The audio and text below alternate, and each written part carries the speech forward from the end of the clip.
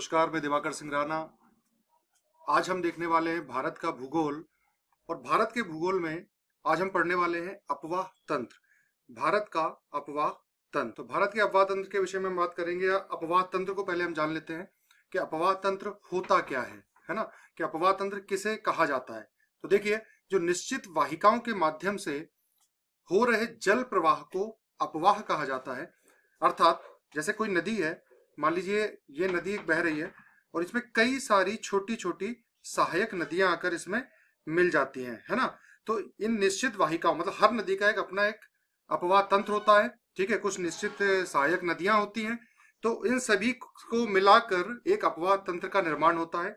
और इन निश्चित वाहिकाओं के माध्यम से जो जल इस मुख्य नदी तक पहुंचाया जा रहा है, ये क्या है, उसका अपवाह है। ठीक है, और इन्हीं वाहिकाओं के संपूर्ण जाल को, अर्थात ये जो नदी, मुख्य नदी और इसका जो सहायक नदियां मिल रही हैं, इसका संपूर्ण जाल बन रहा है, इस जाल को अपवाह तंत्र कहा जाता है।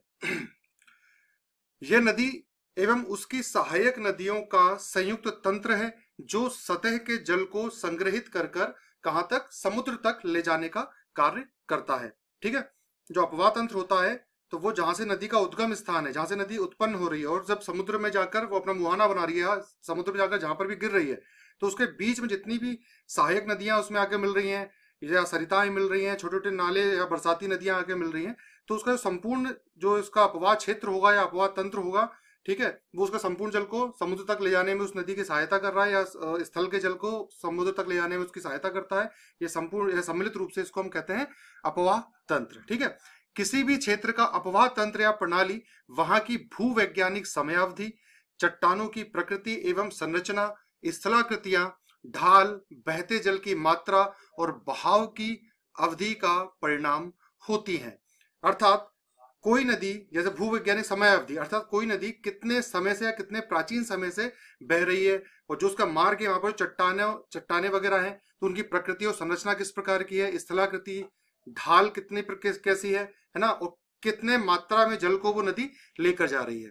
ओके, और बहाव की जो अवधि है, अर्थात वो नदी उस स्थान पर उसका जो पानी का जो बहाव है वो कितने लंबे समय से है। तो ये सभी कारकों के द्वारा या इसका जो उस किसी भी क्षेत्र के अपवाह प्रणाली का या अपवाह तंत्र का निर्धारण होता है।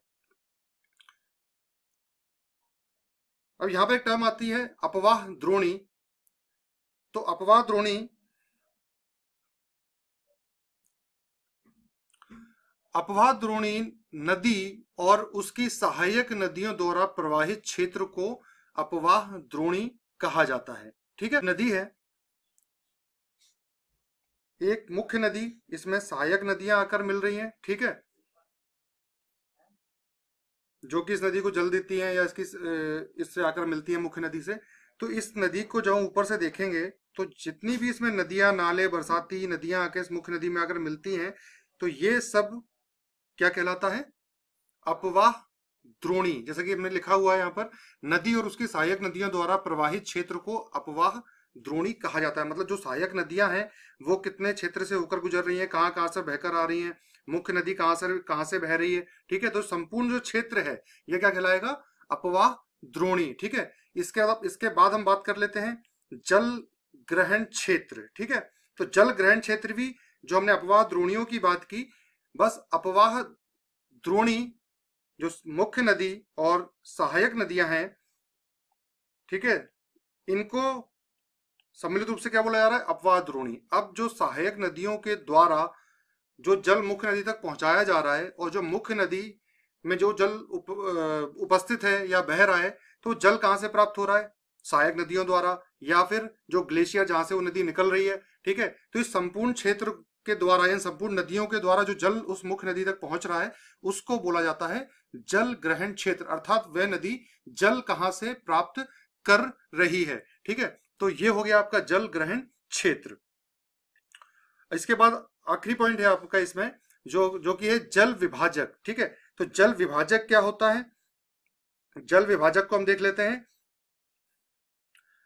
जल विभाजक एक अपवाह द्रोणी से दूसरे को अलग करने वाली सीमा को कहा जाता है, जो दो द्रोणियों के मध्य एक उच्च भूमि क्षेत्र होता है।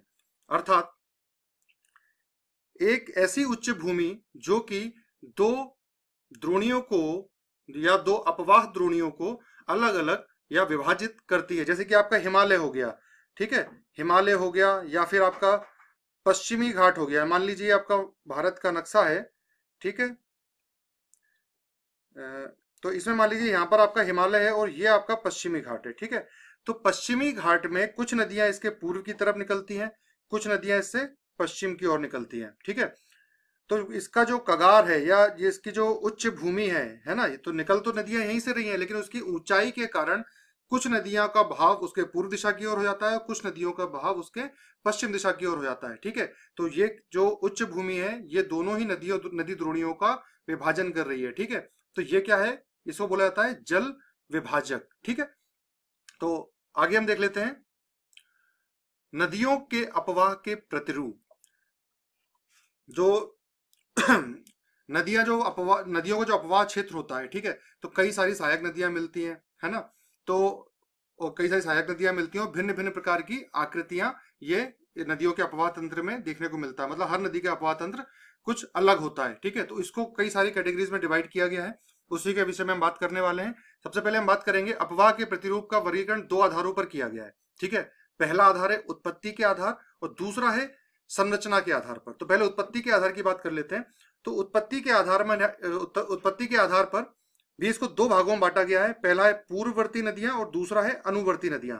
तो पूर्ववर्ती नदियां वह नदियां होती हैं जो कि बहुत पुराने समय से स्थित हैं और अपने उनका जो मार्ग है उसी तरीके से वो बह रही हैं। मतलब उनपे किसी भी नए ढाल का या नए पर्वत के निर्माण का कोई फर्क नहीं पड़ा है उनके अपवाह क्षेत्र में, ठीक है। जैसे कि आपकी सिंधु हो गई जो कि हिमालय से निकल रही है ना, और ब्रह्मपुत्र, गंगा, ठीक है। तो ये नदियां क्या है, हिमालय के निर्माण से पहले से स्थित हैं और उसके निर्माण से पहले से बह रही हैं। हिमालय के निर्माण के बाद जो ढाल निर्मित हुआ तो इन्होंने अपने ढाल को या जो ढाल इनके अपवाह क्षेत्र का था उसको काटते हुए अपने मार्ग पर ये यथावत रही, ठीक है। तो ऐसी नदियां हैं पूर्ववर्ती नदियां, जिसमें कि हिमालय की नदियां मुख्य हैं, जो कि मैंने बता दिया आपको, आपकी सिंधु हो गई, गंगा, ब्रह्मपुत्र, ठीक है। और दूसरी है अनुवर्ती नदियां। तो अनुवर्ती नदियों के अंतर्गत जो आपके प्रायद्वीपीय भारत की नदियां हैं ये आती हैं अनुवर्ती नदियों में, जो ढाल के साथ बहना शुरू कर देती हैं। ढाल जिस दिशा में होगा उस दिशा में ये बहना शुरू कर देती हैं, ये ढाल को काटने का कार्य नहीं करती हैं, ठीक है। तो मुझे लगता है थोड़ा समझ में आ गया होगा आपको यहाँ पर। अब हम बात कर लेते हैं कि जो नदियों के अपवाह क्षेत्र के प्रतिरूप का विभाजन किया गया है, एक हमने देखा भी उत्पत्ति के आधार पर, अब हम देखेंगे संरचना के आधार पर, ठीक है। तो संरचना के आधार पर जो अपवाह के प्रतिरूपों का विभाजन किया गया है उसमें पहला है आपका ध्रुमाकृतिक अर्थात वृक्षाकार अपवाह प्रतिरूप। तो इसमें क्या होता है, जो नदी में कई सारी सहायक नदियां आकर मिलती हैं, फिर उन सहायक नदियों में भी कुछ छोटी छोटी सहायक नदियां आकर मिल जाती हैं या बरसाती नदियां आकर मिल जाती हैं, ठीक है। तो ये क्या एक वृक्ष के रूप की आकृतियां धारण कर लेता है, ठीक है। तो इसको बोलते हैं हम लोग वृक्षाकार, ठीक है, वृक्षाकार अपवाह प्रतिरूप, जो कि हमें हिमालयन नदियां, जो हमारे हिमालय से निकलने नदियां हैं उनमें ज्यादातर देखने को मिलता है। इसमें कि एक इसका मुख्य उदाहरण जो है हमारा गंगा को भी हम मान सकते हैं, ठीक है। तो गंगा भी एक वृक्षाकार अपवाह प्रतिरूप या ध्रुमाकृतिक ध्रुमाकृतिक अपवाह प्रतिरूप का एक उदाहरण है, ठीक है। तो अगला हम देख लेंगे यहाँ पर जाली नुमा अपवाह प्रतिरूप।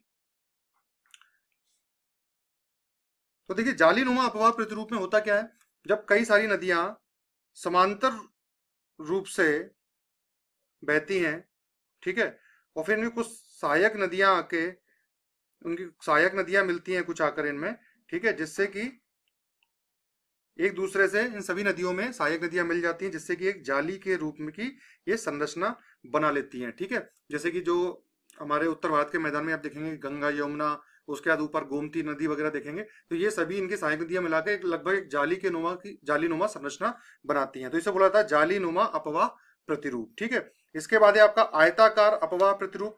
तो आयताकार अपवाह प्रतिरूप में भी यही चीज है। आयताकार अपवाह प्रतिरूप में भी समांतर बहने वाली नदियां, ठीक है, इनकी जो सहायक नदियां होती हैं वो कैसे इनमें समकोण पर आकर मिलती हैं, ठीक है। ये इससे समकोण पर मिलेगी, इसकी सहायक नदी इसमें इसके समकोण पर मिलेगी, ठीक है, इसकी सहायक नदी इसके समकोण पर मिलेगी। तो ये होती है आयताकार अपवाह प्रतिरूप का उदाहरण है ये। इसके बाद है आपका अरीय अपवाह प्रतिरूप। अरीय अपवाह प्रतिरूप में, अरीय अपवाह प्रतिरूप के अंदर एक स्थान से, मतलब एक उच्च भूमि से, मान लीजिए ये उच्च भूमि है, यहां से एक ही स्थान से कई सारी नदियों का अलग अलग दिशा में क्या होता है, बहती हैं या अपने अपवाह क्षेत्र का निर्माण करती हैं।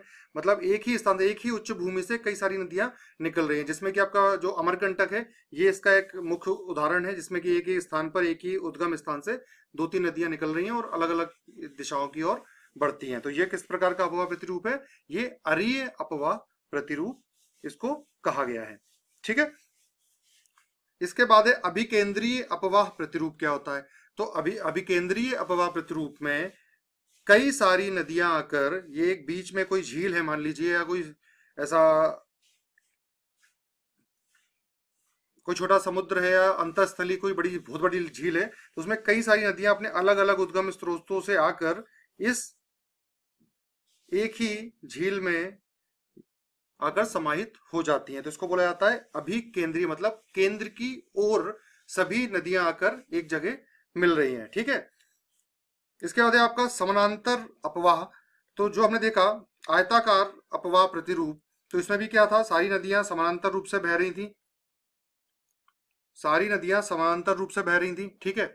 लेकिन उसमें क्या सहायक नदियां मिल रही थी, है ना, और एक दूसरे पर समकोण पर आकर एक दूसरे से उनकी सहायक नदियां समकोण पर मिल रही थी, उनमें भी जो बरसाती नदियां वो भी समकोण पर मिल रही थी, ठीक है। तो समझो समानांतर अपवाह है, इसमें क्या होता है, दो समानांतर नदियां हैं जो कि आपस में एक साथ बह रही हैं, इनकी कुछ सहायक नदियां होंगी, या फिर ये नदियां ही आपस में बीच में किसी स्थान पर सहायक नदियों के माध्यम से जुड़ जाती हैं, ठीक है। ऐसे कुछ नदी आई बीच में इनकी सहायक, जिसने कि इन दोनों नदियों को जोड़ दिया, इसे भी समांतर अपवाह कहा जाता है, ठीक है। तो ये हो गया आपका समांतर अपवाह प्रतिरूप। इसके बाद हम बात करेंगे भारतीय नदियों का अपवाह तंत्र, ठीक है।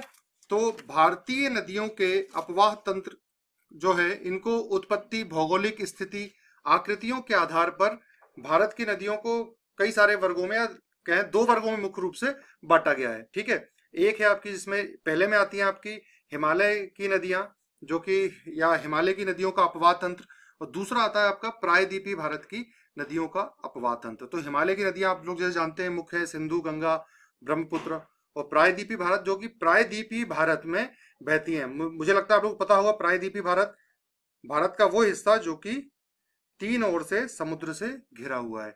तो यहाँ पर जो नदियां बहती हैं, है ना, तो उनका अपवाह तंत्र जो कि प्रायद्वीपीय नदियों का अपवाह तंत्र कहलाता है, और हिमालय से निकलने वाली नदियों का अपवाह तंत्र।